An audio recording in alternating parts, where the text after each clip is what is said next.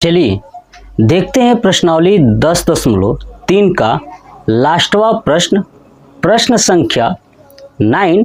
उसके बाद ये पूरा प्रश्नावली कंप्लीट हो जाएगा और मैं नेक्स्ट वीडियो में प्रश्नावली 10.4 स्टार्ट करूंगा। तो चलिए देखते हैं प्रश्न संख्या 9 क्या कह रहा है। कह रहा है गेहूं की एक ढेरी 10.5 मीटर व्यास और ऊंचाई 3 मीटर वाले एक शंकु के आकार की है। ठीक है, गेहूं की एक ढेरी है, गेहूं को रखा गया है और वो जो आकार बना हुआ है ना वो शंकु का आकार है। ठीक है, तो बताना है कि इसका आयतन क्या होगा। ठीक है, यानी आयतन इसका बताना है। उसके बाद उस ढेरी को वर्षा से बचाने के लिए उसके ऊपर कैनवास लगाना है। क्या लगाना है? कैनवास लगाना है। तो बताना है कि कैनवास का क्षेत्रफल क्या होगा। तो देखिए, मान लीजिए कि जो गेहूं की ढेरी है वो रखी गई है, तो उसका आकार ऐसे शंकु के आकार का हो गया है। क्या हो गया? ये शंकु के आकार का हो गया। तो बताना है कि इसका आयतन कितना होगा, यानी इसके अंदर।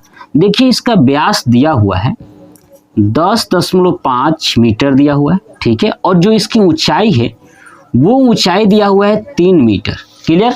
चलिए, तो हमें आयतन ज्ञात करना है। तो सबसे पहले लिखता हूं क्या कि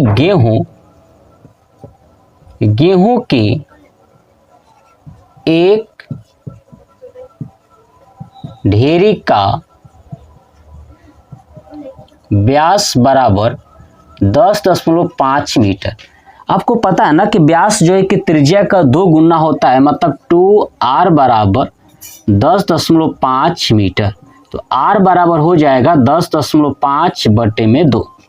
देखिए, दशमलव हटाएंगे तो नीचे 0 आ जाएगा। 5 से करेंगे तो 5 से कटेगा ऊपर वाला, तो 5 दूना 10 और 5 एकम 5 और 5 चौका 20, यानी r बराबर आया आपका 21/4 मीटर।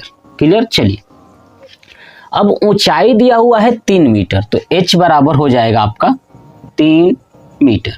अब हमें क्या बताना है? इस ढेरी का आयतन ना, तो क्या लिखूंगा नीचे, ढेरी का आयतन। अब बताइए ढेरी किस आकार का है? तो शंकु के आकार का। और शंकु के आयतन का सूत्र क्या होता है? तो πr² बटे 3 है ना, बताया था पहले भी, πr² बटे में 3। चलिए, पाई का मान रखता हूं 22 बटे में 7, आर का मान रखना है 21 बटे में 4 का स्क्वायर गुणे एच का मान आपका 3, अब पूरे के बटे में 3। तो देखिए, इस 3 से ये 3 कट जाएगा, तो क्या बचेगा? 22 बटे 7 लिखता हूं यहाँ पे, 22 बटे में 7 गुणे 21 बटे 4 का स्क्वायर है। इसका मतलब ये हो गया कि 21 बटे में 4 गुणे 21 बटे में 4। क्लियर? चलिए, 7 से कटेगा 70 का 21, अब जो है कि 22 कटेगा 11 से और ये 4 हो जाएगा 2 बार, तो क्या हो जाएगा? 11 गुणे ये 21 तिया 63 बटे में 4 दूना 8, ये हो गया। और ये आयतन चल रहा है, इसलिए याद रखिएगा ये मीटर क्यूब में आएगा। जो भी आंसर आएगा वो मीटर क्यूब में होगा। क्लियर? क्योंकि ये मीटर है। अब 63 में 8 से भाग कर देता हूं, तो कैसे करेंगे? यहाँ पे साइड में कर देता हूं। देखिएगा, 63 में 8 से भाग करता हूं, क्या होगा? 7 बटे 56 का 6, 7 6 13, यानी 7 आ जाएगा। दशमलव यहाँ पे 0 और 8 × 64 हो गया है ना, 10 में से 4 गया 6 और 0, 7 बटे 56, यानी 7.87। क्या हो जाएगा? 11 गुणे, इसको भाग किए तो आया 7.87, तो 11 गुणे 7.87 मीटर क्यूब। अब इसको क्या करेंगे? 11 से मल्टीप्लाई करेंगे तो हो जाएगा 7, 8 7 15, 8 7 15 और 1 16, ठीक है, और 7 और 1, ठीक है, ये हो जाएगा 16 और 7 और 1 8, 2 अंक तक दशमलव लगा देंगे तो हो जाएगा 86.57 मीटर क्यूब। यानी ढेरी का जो आयतन है वो कितना है? 86.57 मीटर क्यूब। ये कंप्लीट हो गया। चलिए, अब हमें क्या करना है? इसको वर्षा से ढकने के लिए बचाना है, तो इसके ऊपर तिरपाल लगाएंगे, यानी कैनवास लगाएंगे। तो कैनवास लगाओगे तो बताइए चारों तरफ का क्षेत्रफल क्या हो जाएगा? πrl, यानी वक्र पृष्ठ। तो सेम वही चीज। अब वक्र पृष्ठ के लिए क्या होता है? πrl। तो देखिएगा, यहाँ पे लिखूंगा क्या कि ढेरी के चारों ओर, ठीक है, चारों ओर या ढेरी को वर्षा से बचाने के लिए कैनवास का क्षेत्रफल, ये डायरेक्ट लिख देता हूं। चलिए, तो ढेरी को वर्षा से बचाने के लिए कैनवास का क्षेत्रफल तो कितना होता है, पाई आर एल। ठीक है, चलिए पाई का मान रखूंगा 22/7, आर का मान 21/4 और एल का मान तो पता ही नहीं, तो एल का मान निकालेंगे। अब कैसे निकलेगा, तो ध्यान देखिए, यहाँ पे मैं आपको सिखा रहा हूँ।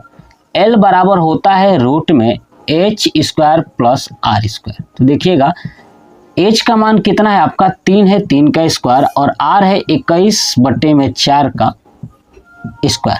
इसको हटा देता हूँ इस डायग्राम को, ताकि हम लोग सॉल्व कर सके। तो देखिएगा अब ये हो जाएगा 3 का स्क्वायर 9, 21 का हो जाएगा 441 बटे में 4 का हो जाएगा 16, 16 9 144, ये हो जाएगा 144 रूट में प्लस 441 बटे में 16। अब इसको करोगे तो 4 और 1 5, 4 4 8, 4 और 1 5, रूट में आएगा 585 बटे में 16। अब देखिए 16 तो बाहर निकल जाएगा, तो क्या हो जाएगा, नीचे 4 हो जाएगा, लेकिन रूट में 585 रह जाएगा। अब ये किसका है, तो 585 किसी का नहीं है, तो एक्यूरेट हमें निकालना पड़ेगा, सॉल्व करना है तो निकालना पड़ेगा। कैसे निकालेंगे आइए समझाता हूँ। देखिएगा सबसे पहले किसी भी संख्या का ध्यान रखिएगा कि किसी भी संख्या का स्क्वायर रूट अगर आपको निकालना हो और वो संख्या परफेक्ट स्क्वायर नहीं है, तो आप कैसे निकालोगे।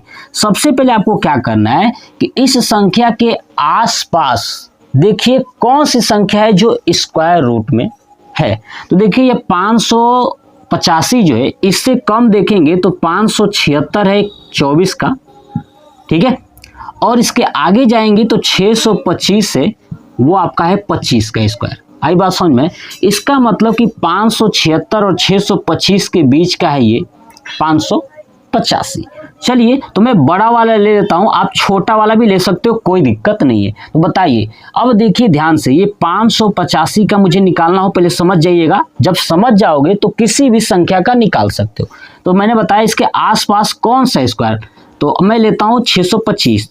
तो अब बताइए, यहाँ पे लिख दिया मैंने 625। अब देखिए 625 में से कितना घटाएं कि 585 आ जाए, तो इसका मतलब इसमें से घटाएंगे कितना, 0, और ये हो जाएगा 4, यानी 40 अगर घटा देता हूं तो 585 आ जाएगा।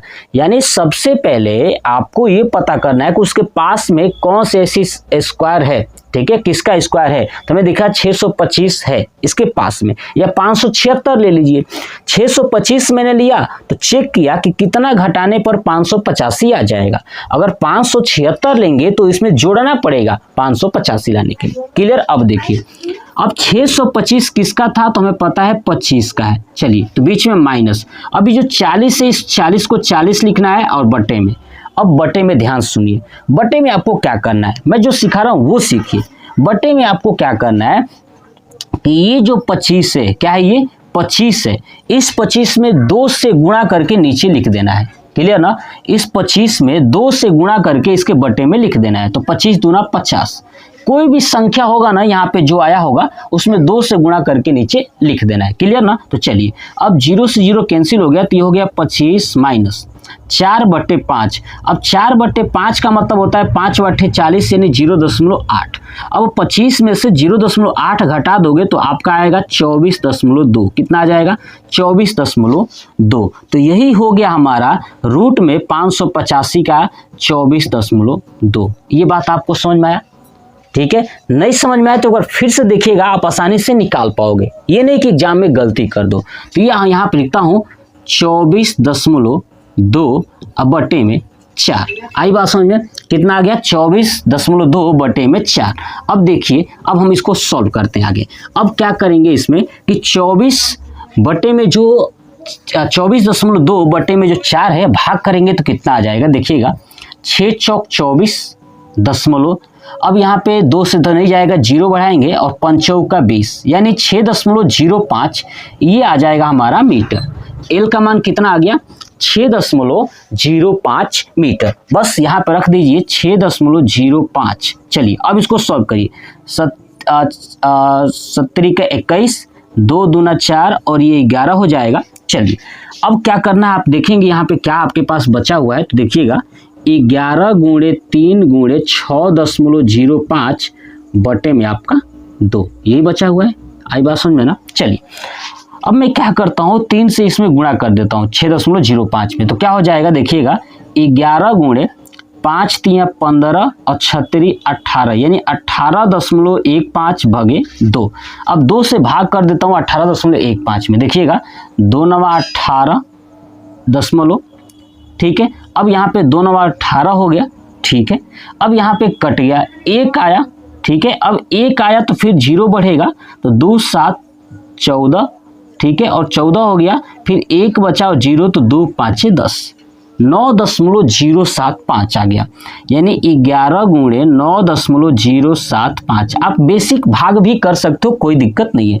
अब हमें 11 से गुणा करना, तो क्या हो जाएगा 5 7 5 12 का 2 1 हो जाएगा, ठीक है। तो हो गया 0 और 9 9 हो जाएगा और 9 हो जाएगा, यानी 99.125 मीटर स्क्वायर, ये हो जाएगा हमारा आंसर, है ना। यानी फिर से एक बार चेक कर लेता हूँ, 5 7 5 12, ठीक है, और 5 हो गया, 7 5 12 का 2 1, 7 0 7 और 1 8, यहाँ पे सॉरी 8 आएगा, ठीक है। तो 8 हो गया, 9 0 9, ठीक है। यानी 99.825 मीटर स्क्वायर जब हम 11 का 9.075 में गुणा करेंगे तो ये हमारा आंसर आ जाएगा। आई बात समझ में। यानी कैनवास का जो क्षेत्रफल लगेगा वर्षा से बचाने के लिए कितना चाहिए, 99.825 मीटर स्क्वायर। देखिए ये प्रश्न थोड़ा सा अलग लेवल का था, ये वास्तव में थोड़ा सा माइंडेड है, आपको थोड़ा समझना पड़ेगा। जो स्टूडेंट्स अच्छे से समझ पाएंगे वही इस प्रश्न को सॉल्व कर पाएंगे। तो चलिए आप इसका स्क्रीनशॉट ले लीजिए। अब मैं बता दूं कि ये पूरा प्रश्नावली 10.3 कंप्लीट हो गया, ठीक है। तो आप कमेंट बॉक्स में कमेंट करके बताइएगा कि आपको ये पूरा प्रश्नावली कैसा लगा। जय हिंद।